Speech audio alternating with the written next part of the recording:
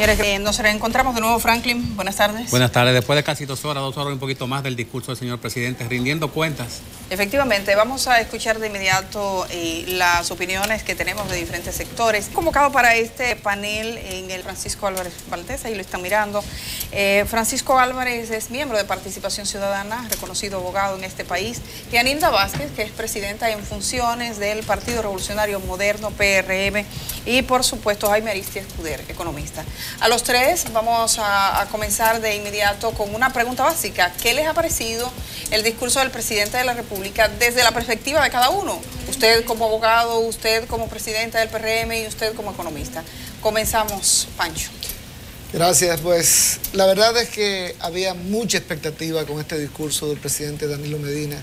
Las expectativas se crearon no sobre la base de lo que es tradicional en 27 de febrero por parte del presidente, que es la rendición de cuenta clásica, la que manda el artículo 114 de la Constitución, en el sentido de cómo está la economía, cómo crecieron los distintos, cuáles son las obras que ejecutaron durante el último año, sino que la ciudadanía se fue generando con respecto al tema Odebrecht. Tanto es así que el ministro Peralta ya había anticipado días antes que el presidente se iba a referir al tema. Y el presidente sorprendió a todo el mundo al inicio de su discurso, porque usualmente él deja ese tipo de temas para el final. Pasó así con el caso de Bailas en el 2016 y se pensaba que iba a ocurrir lo mismo, pero él comenzó hablando de Odebrecht, pero solo para decir al final de su discurso. Y yo creo que eso generó una expectativa mayor en la gente. O sea, porque de buenas a primeras el presidente dice, sí, voy a tocar el tema, pero al final, porque tengo que cumplir primero con el mandato constitucional de rendir cuentas. Y repito, eso generó una expectativa muchísimo mayor. ¿Qué ocurrió cuando llegó al tema de Odebrecht? Que es el tema central de este discurso. Pues, en mi opinión personal, las explicaciones que dio el presidente, su intervención, pues no va a satisfacer la expectativa general de la población, porque estaba esperando medidas concretas, y cuando el presidente dijo, no me voy a referir a palabras sino a hechos, comenzó a relatar todo lo que ya todo el mundo sabía de parte del Procurador General de la República, las notas de prensa del Procurador, que había solicitado ya información inmediatamente a Brasil, a Estados Unidos. Bueno, él repitió todo lo que ya el Procurador había dicho a través de su nota de prensa, y yo creo que eso generó, repito, una gran insatisfacción. No hubo medidas concretas anunciadas con el caso de Odebrecht. Por ejemplo, como hizo Pedro Pablo Kuczynski en Perú, donde dijo algo tan sencillo como vamos a triplicar el presupuesto de los fiscales, claro, para que puedan realmente investigar y contratar personal especializado para investigar un tema tan complejo con la construcción de estas obras, no solamente de Punta Catalina. Y no hubo, en mi opinión, una sola medida concreta al respecto. Yo opino que pues no se van a satisfacer pues las necesidades de información y de reacción del presidente de la República. En este caso concreto. Un detalle interesante que no quiero olvidar es que el presidente habló al final de 2 leyes concretas que está impulsando en el Congreso. Cuando tocó el tema de la seguridad, tema de la corrupción, perdón, la extinción de dominio, sí, y la modificación a la ley de lavado. Pero el gran ausente de su discurso fue el Código Penal, sí, que tiene mucho que ver con la seguridad ciudadana. Sí. Y se notó la ausencia de defensa de su observación, con la que yo estoy completamente de acuerdo. El tema sencillamente no fue tocado en esta ocasión. Ok, para la doctora Anilda Vázquez del PRM, ¿qué opinión le merece el discurso del presidente? ¿Dijo tanto como el PRM esperaba? Mira, yo creo que para nadie fue ninguna sorpresa la locución del presidente.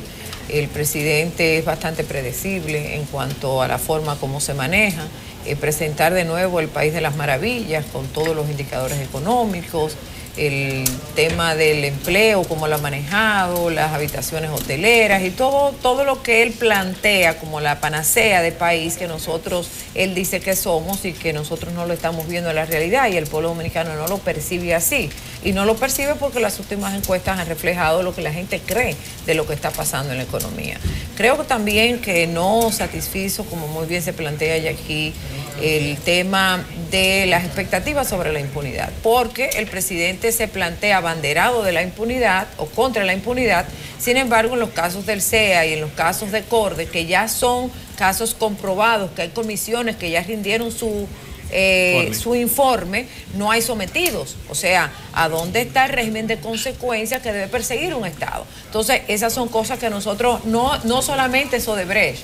Odebrecht es un tema a lo mejor que cogerá un tiempo en las investigaciones, pero y cosas concretas como esta, que sí tienen que ver con el Estado, que tienen que ver con funcionarios estatales como el de CORDE y el de la CDE, ¿a dónde está? ¿Dónde está el caso de la ISOE? ¿Dónde está el caso de los tucanos? O sea, son casos concretos que nosotros entendíamos que en un momento en donde toda la sociedad está exigiendo transparencia, donde la sociedad está exigiendo respuestas, iban a ser de alguna manera valoradas. El tema de Punta Catalina nos dice, y cómo el presidente lo abordó con la pasión, es como que despertó, estaba como en un letargo pasivo y se le vio pasión. Cuando se nota que es la obra cumbre del presidente y es su niña apreciada. Un tema en donde el presidente quiere dejar claro que no va a transigir con eso.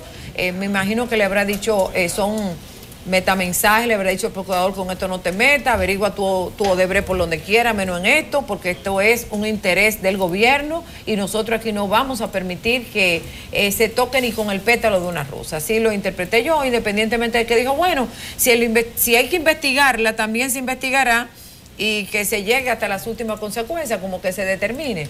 Nosotros creemos que el presidente dijo lo que él entendía que la gente quería escuchar, que él también, que se llegue hasta las últimas consecuencias, que él un abanderado. Lo único que le faltó al presidente fue ponerse una banda verde para ser parte del movimiento verde, que fue lo único que le faltó. Bueno. Sin embargo, pienso que son solo palabras y que en los hechos todo va a continuar igual y que es un discurso que nos deja buscando respuestas que no encontramos en el discurso del presidente. Supongo que en el caso de Jaime Aristides Escudero está un poco citado por la economía. Es correcto. Su apreciación sobre el discurso. Mira, yo creo que fue un buen discurso, definitivamente, estructurado de manera que se estructura un discurso de rendición de cuentas, se establece toda la lógica de lo que es el tipo de política económica que se ha ejecutado y los resultados. Específicamente habla del desempeño económico, comienza con el crecimiento de la economía, 6.6%, el más alto de toda la región, tasa de inflación de 1.7%, depreciación del tipo de cambio de 2.5%, y las cuentas corrientes de la balanza de pagos, un déficit el menor en los últimos 10 años de 1.5% del PIB, y entonces entra en el elemento clave, que es lo que yo creo que es el corazón del discurso, que es concentrarse en la política social y la creación de un entorno para mejorar las condiciones de vida de la gente.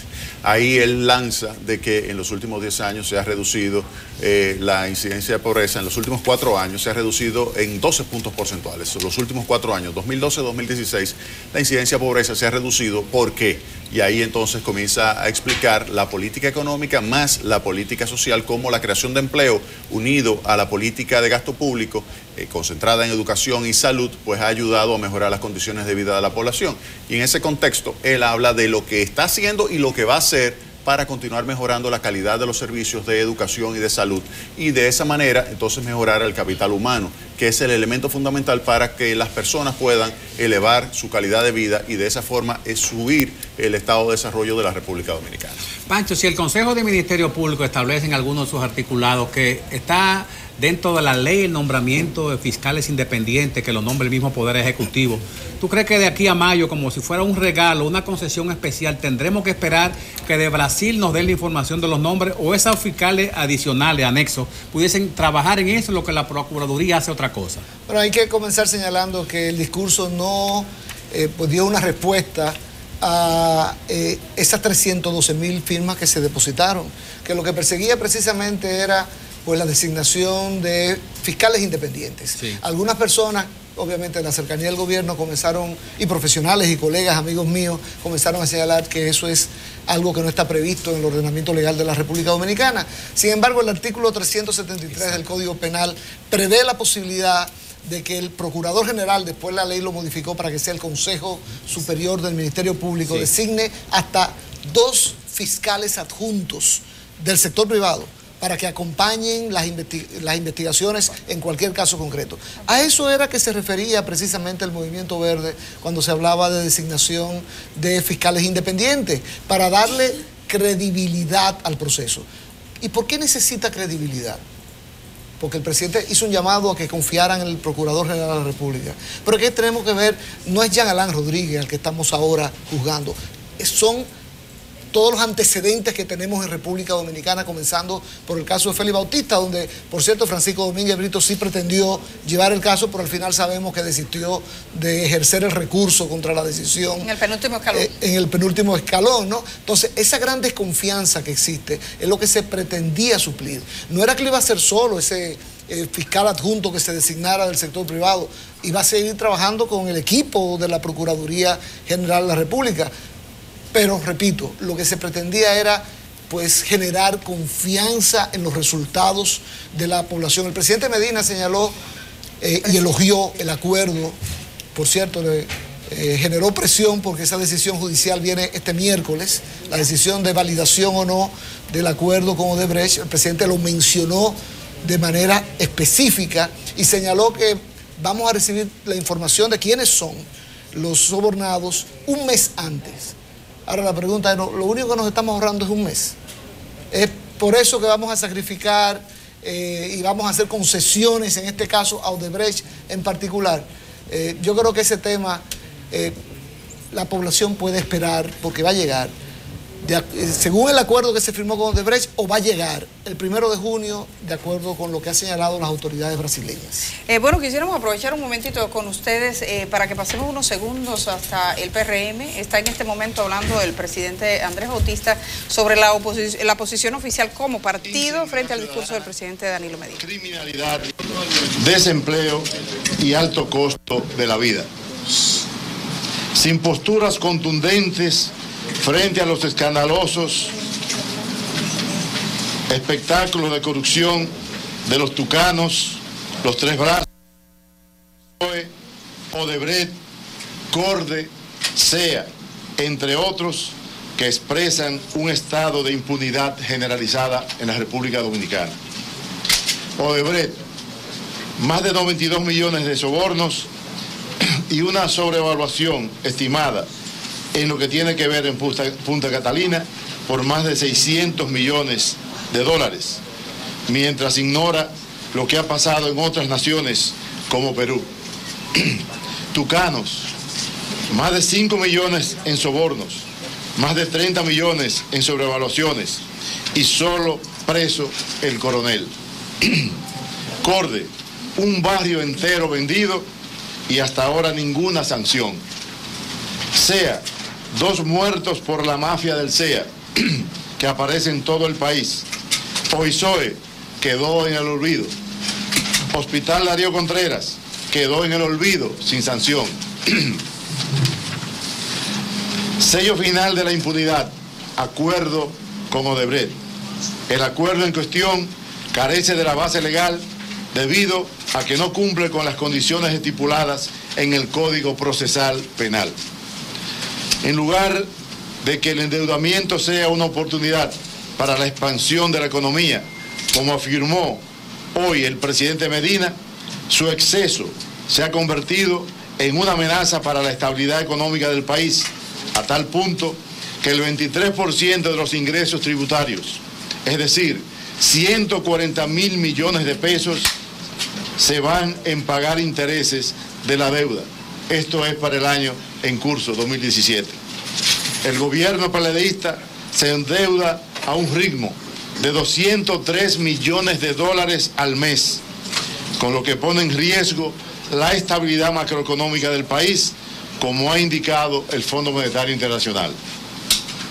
Cuando habla del afán de lucro e enriquecimiento fácil y falta de valores, parece estar describiendo a los dirigentes del PLD. Y si fuese verdad que va a propiciar quitarle el dinero mal habido a los corruptos, volverían a ser pobres muchos dirigentes del PLD. En lugar de haber avanzado más en los últimos años que en décadas en materia de transparencia, como afirma el presidente Medina, este ha sido el más opaco de todos los gobiernos y donde más se ha retrocedido en la institucionalidad. El PRM reitera su compromiso firme con la lucha contra la corrupción y la impunidad y se compromete a seguir acompañando a la sociedad en la movilización hasta lograr la transparencia y equidad en la sociedad dominicana. Eso es la posición del partido. Bueno, escuchábamos la postura del Partido Revolucionario Moderno, su presidente, exponiendo los puntos fundamentales, y creo que ha hecho referencia a un aspecto económico que me gustaría, ya que le tocaba turno de inmediato a Jaime Aristides Escudero, preguntarle. Está diciendo Bautista, cuando lee este comunicado del PRM, que el gobierno actual se está endeudando a un promedio de 203 millones cada mes, y dice, bueno, esto pone en riesgo la estabilidad de la economía dominicana. Bueno, con relación a la sostenibilidad de la deuda pública, se puede decir que el gobierno ha logrado reducir el déficit de 6.7% en el año 2012 a 2.7% en el año 2016, 4 puntos porcentuales de reducción. Es la mayor reducción que se haya logrado en toda la región en tan poco tiempo. Ahora bien, todavía hay que hacer más esfuerzo. Hay que continuar el proceso de consolidación fiscal, que implica tomar ese 2.7% del Producto Interno Bruto. Si lo podemos hacer el cálculo, si tú tomas, por ejemplo, 68.000 millones del producto y lo multiplicas por el 2.07, te da 1.836, y lo divides entre 12, te va a dar el nivel de endeudamiento, que son 153 millones de dólares al mes. Ese sería el nivel de deuda. ¿Cómo se cuadra esto de que el país que más crece económicamente tenga que depender tanto de los prestados? Se puede perfectamente. O sea, pero es un crecimiento falso. No necesariamente falso. No necesariamente falso. La economía está creciendo y lo que tú tienes es que el déficit público todavía no ha llegado al nivel de déficit que debería tener para poder generar el superávit que se requiere para comenzar a desmontar la deuda. La deuda ya ha llegado a 50% del Producto Interno Bruto y debería disminuirse hasta un 35%. Ese sería el ideal, y eso se puede conseguir si continúa reduciéndose el déficit al ritmo que se ha ido reduciendo entre el año 2012 y el año 2016. ¿Nos prestan mucho porque somos buenos pagadores? Nos prestan porque República Dominicana tiene ahora mismo los mejores indicadores económicos de toda la región. Bueno, Yanilda. Mira, yo creo que ahí con el tema del crecimiento económico fundamentado básicamente en un endeudamiento muy irresponsable de parte del gobierno, independientemente de que respeto mucho las posiciones de los economistas y más de Jaime, que está aquí, entiendo que el problema no es tanto el nivel de endeudamiento con respecto al Producto Interno Bruto, sino el nivel de pago que nosotros tenemos, que de cada 100 pesos que cobramos tributariamente los dominicanos tenemos que hacer un servicio al pago de la deuda, solamente intereses. Algunos dicen que cerca de un 23% y otros hasta un 33%, y eso sí que es peligroso, porque entonces tú estás reduciendo tu capacidad de pago cada vez más. Además, siento que el país ha dejado una formalidad digamos que en la banca formal internacional, como el Fondo Monetario, el BID, el Banco Mundial, para ir a los bonos soberanos que no tienen regulación, que no tienen restricciones y que no tienen ninguna estipulación que controle el gobierno en ningún sentido. Entonces, además de más caro, porque algunos pagan hasta un 8% anual, y eso es mucho en el pago de los intereses del servicio de la deuda. Entonces, cambiar la formalidad de organismos regulatorios que te van marcando qué tienes que hacer en cada nivel, cuál es el tope del endeudamiento, cuál que no puedes deslizarte en el presupuesto y todo este tipo de cosas, para irte a un bono soberano que la garantía es el propio Estado y el Estado nunca quiebra. Entonces ahí tú te endeudarás, y nosotros estamos seriamente preocupados porque tenemos un ejemplo ahí que es Grecia y que es el propio Puerto Rico, que nos está diciendo qué pasa cuando hay una irresponsabilidad en el deslizamiento de la deuda. Estamos viendo imágenes en vivo en este momento. De la ofrenda floral del presidente en el altar de la patria. Efectivamente, antes estábamos mirando salir de la catedral, las cámaras se han mantenido todo el tiempo transmitiendo lo que está ocurriendo. Mientras, Pancho, en el caso suyo, yo no sé si usted quiere abordar el tema de la economía, claro, pero que con usted me nace siempre irme a la parte de derecho y de los casos de corrupción, pero me imagino Quisiera hacer un comentario a eso que ha señalado Jaime. Admiro la inteligencia de Jaime para hacer esas comparaciones. 2012-2016. Se ha venido reduciendo. Ningún otro país ha reducido el déficit en tal magnitud como lo ha hecho República Dominicana. Claro, él está incluyendo el Tú Sí, yo estoy comparando 2 años electorales. Exacto. Por eso. 2 años electorales. Es que no puedo comparar 2 años que no sean electorales. Por eso 2012, 6.7 versus 2016, 2.7. Y el comentario que te tenía, Jaime, era precisamente uno del discurso del 27 de febrero de Danilo Medina, pero del 2013. ¿Qué decía entonces? Donde decía, la nueva administración ha emprendido una lucha frontal contra el déficit presupuestario para alejar el fantasma de la inestabilidad macroeconómica.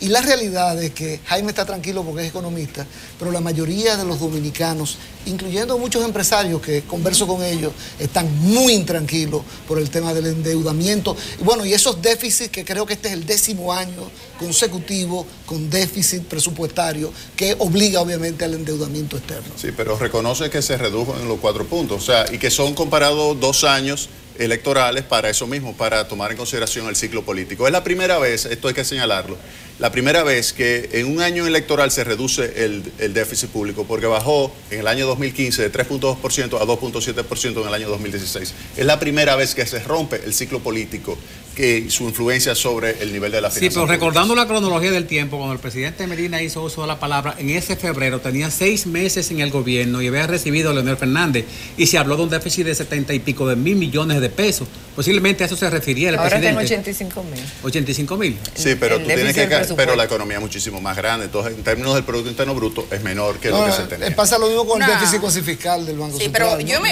Que sí, que hay que manejarlo, y parece que no vamos a morir manejándolo, ¿no? No vamos a morir manejando. Lo que quisiéramos es, obviamente, que con el déficit presupuestario efectivamente llegue un momento razonable en el tiempo que desaparezca.